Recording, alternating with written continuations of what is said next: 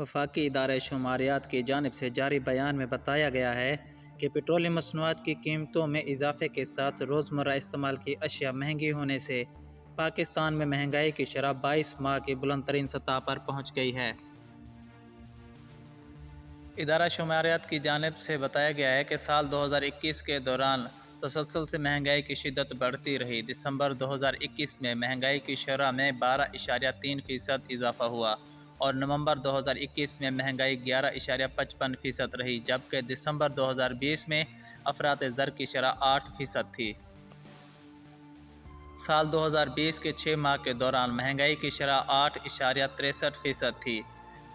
इदारा शुमारियात के मुताबिक 2021 में सरसों का तेल 60.7%, कुकिंग ऑयल 59.3%, घी 53.3%, दाल मसूर 33.5%, फल 29.9%, गोश्त 20.4%, चना 20%, आटा 19% और गंदम 14.6% महंगी हुई।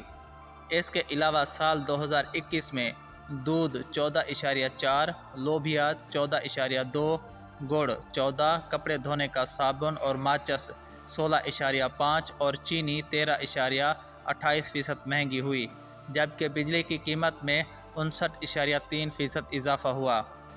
रिपोर्ट के मुताबिक एक साल में तामीराती सामान की कीमत भी 11.3% महंगी पड़ गई।